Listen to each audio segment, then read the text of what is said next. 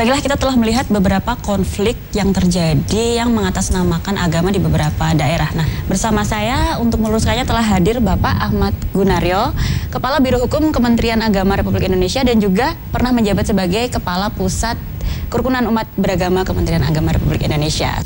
Ya Pak Gunaryo, konflik Syiah dan yang berada di Sampang sekarang masih ada yang mengungsi dan juga belum kembali jika memang sudah ada rapat yang Bapak gambarkan. Itu kan tidak bisa diselesaikan oleh Kementerian Agama saja.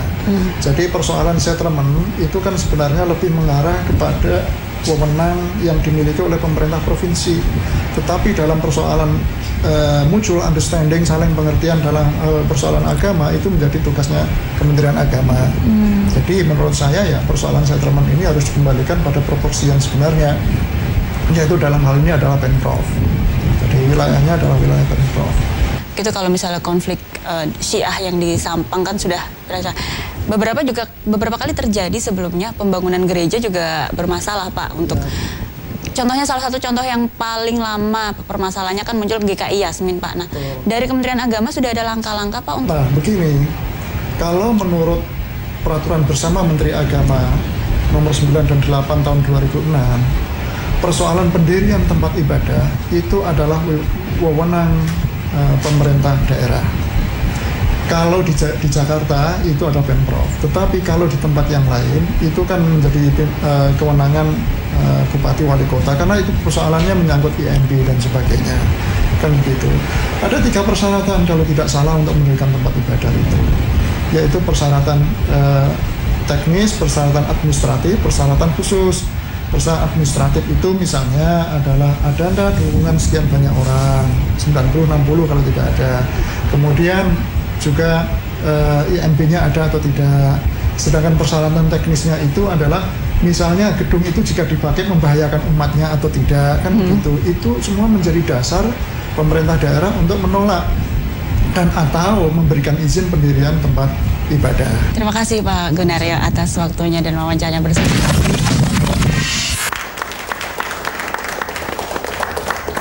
Baik, saudara sekalian, tadi kita sudah segmen pertama mendengarkan apa yang terjadi. Sebelum kita Pak Yaakob, kita minta pandangan teman-teman di DPR, karena ini ternyata masalahnya tidak besar dalam artian secara nasional, tapi suatu tindakan kecil yang menjadi efek nasional. Tidak berarti kecil efeknya, tapi artinya seperti dikatakan tadi, tuh di daerah kampung sudah aman, kenapa tidak bisa kembali kan sebenarnya, ya gitu kan? Atau tadi hanya 2-3 orang saja, tapi mempunyai efek yang besar.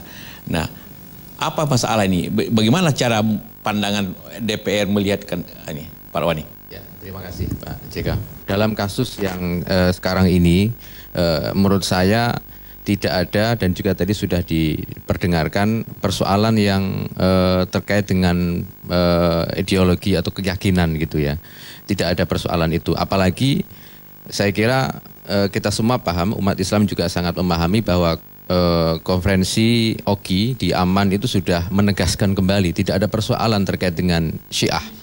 Ya, jadi di 2012, jadi tidak ada persoalan. Jadi saya kira memang barangkali sering sekali persoalan-persoalan yang terkait dengan keamanan, terkait dengan ketertiban di daerah, di pemerintahan daerah, baik di kabupaten maupun di provinsi itu menjadi sedemikian besar, menjadi konflik yang sangat meluas itu dengan dibumbui persoalan-persoalan isu-isu keagamaan atau isu-isu tentang keyakinan. Saya kira titik tekannya adalah bagaimana pemerintah dalam hal ini adalah juga pemerintah daerah mampu melakukan antisipasi yang jauh lebih baik gitu. Kalau kita dengar dulu, justru masalah Sampang itu ada hubungannya masalah pribadi kan? Ya. Minta maaf, ada masalah asmara. Bagaimana sebenarnya itu? Ya nggak tahu Pak kalau urusan itu. Oh begitu ya, tapi iya, ada itu isu itu kan? Iya. Ya. Kalau masalah Syiah dan Sunni, ini sejarah lama sebenarnya. Sejarah ratusan tahun, ribuan tahun. Kita sangat bersyukur di Indonesia. Ini pengorbanan jiwa sejak zaman Ali, Sayyidina Ali, Hasan Hussein sampai sekarang. Sampai hari ini, waktu perang Iran-Irak, 1 juta orang meninggal. 1 juta antara Iran-Irak. Walaupun pasal politik, tapi ada unsur-unsur juga ideologis. Di Pakistan, bom-bom, di Syria. Artinya ini masalah ini, tapi bukan hanya monopoli Islam. Kristen Katolik di Irlandia sudah berapa puluh tahun, Pak, itu hampir 100 tahun konflik. Di Kupang sana barangkali juga. Kupang kemarin. Ya. NTT betul. Tapi kita bersyukur bahwa masalah Syiah di sini tidak ada masalah. Tidak terjadi seperti Timur Tengah bahwa ada konflik, kita menyesalkan itu. Tidak seperti di Pakistan bom-bom macam-macam. Tidak seperti di Irak 1 juta orang meninggal. Memang ini sejarah lama yang alhamdulillah di Indonesia ini ada, tapi tadi itu justru masalahnya kenapa ke Rusunawa, bukan masalah, karena itu saya tanya betul, ini masalah ideologis apa? Tidak, bukan ideologis. Seperti itu kan? Iya. Ya. Baik, Ibu Sumaryati. Bagaimana sisi pandang Sum ini tentang masalah ini dan apa yang kira-kira harus diambil tindakan oleh pemerintah? Terima kasih. Assalamualaikum warahmatullahi wabarakatuh. Kita semua menyadari bahwa sebetulnya kebebasan beragama dan menjalankan kepercayaannya itu dijamin oleh Undang-Undang Dasar 45. Jadi oleh konstitusi. Nah, masalahnya sekarang bagaimana kita semua ini memahami apa yang dimaksud dengan konstitusi tersebut. Sekiranya setiap orang memahami kebebasan beragama dan kepercayaannya ini, kemudian memahami juga Bhinneka Tunggal Ika, barangkali konflik-konflik itu tidak terjadi. Kami juga mencari informasi tadi, beberapa saat waktu itu waktu ada bakar-bakaran, itu dari Komisi 3 DPR RI sudah meninjau ke tempat itu, dan lokasi di mana Anda sampaikan tadi adalah kira-kira 4 km dari jalan besar, dan jalan masuknya itu hanya bisa dengan jalan kaki.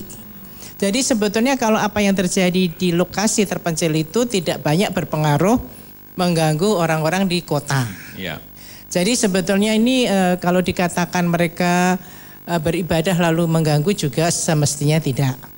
Tentunya dalam hal ini karena disebut dalam Undang-Undang Dasar 45, berarti pemerintah juga harus ikut menjamin terlaksananya hal tersebut. Ya, pasti. Jadi mestinya harapan kami tentu saja pemerintah daerah setempat bersama-sama pemuka agama tadi membuat pendekatan, menjelaskan yang sebenar-benarnya, seperti yang Bapak JK sampaikan, antara Syiah dan Sunni itu dua-duanya juga Muslim. Sehingga bisa tidak ada konflik-konflik. Kami juga mendengar bahwa sekarang di Rusunawa yang di Sidoarjo itu, karena 100 keluarga itu tidak memiliki pekerjaan yang pasti, masih dijamin oleh Dinas Sosial Provinsi Jawa Timur. Tetapi sampai berapa lama? Karena tentu orang memerlukan pekerjaan. Nah, kalau pemerintah daerah bersama-sama pemuka agama setempat itu bisa berdamai, kemudian memberikan pengertian-pengertian bahwa ini dijamin dalam Undang Dasar 45, dijamin dalam Bhinneka Tunggal Ikaan, tentunya kemudian yang di Rusunawa kepengen kembali itu bisa kembali dan kemudian mencari penghasilan sebagaimana yang diharapkan. Tetapi ini memang memerlukan suatu hal yang betul-betul cermat. Karena sekarang ini kalau ditanya susah Bu katanya. Kalau mereka dibiarkan di sana nanti ada terjadi seperti dulu. Jadi pelanggar HAM. Kemudian di Rusunawa juga melanggar HAM. Dua-duanya melanggar HAM, ini yang dipilih yang mana? Tetapi tentu pemerintah daerah setempat dengan bantuan pemuka agama setempat, bahkan kalau perlu juga dari pusat ikut turun, bisa menangani hal ini sehingga betul-betul menempatkan warganya sebagaimana yang dijamin dalam Undang-Undang Dasar bahwa mereka boleh tinggal di mana saja, memeluk agama apa yang diharapkan, sehingga ini bisa terjamin sesuai dengan amanat konstitusi kita. Rumahnya sudah kembali diperbaiki? Belum. Terbakar semua. Jadi mesti dibantu bikin rumah. Oke, tidak ada soal sebenarnya pemerintah itu beliau ini dulu bekas dirjen sosial, bisa bangun rumah. Biasanya kita di Ambon dulu ya, ya, di Poso apa, sama-sama bangun rumah untuk yang terbakar seperti itu. Baik, kita sudah mendengarkan pandangan tadi bahwa selayaknya kita selesaikan rekonsiliasinya dan juga kembalikan ke posisi semula lah, seperti itu. Sebenarnya kalau dari sisi itu sebenarnya tidak susah lagi sebenarnya. Kalau dari sisi tadi di Bogor tentu kita butuh suatu pembicaraan tentang apa itu toleransi secara bersama-sama yang kita hadapi. Baik, kita jeda dulu sebelum kita masuk babak berikutnya.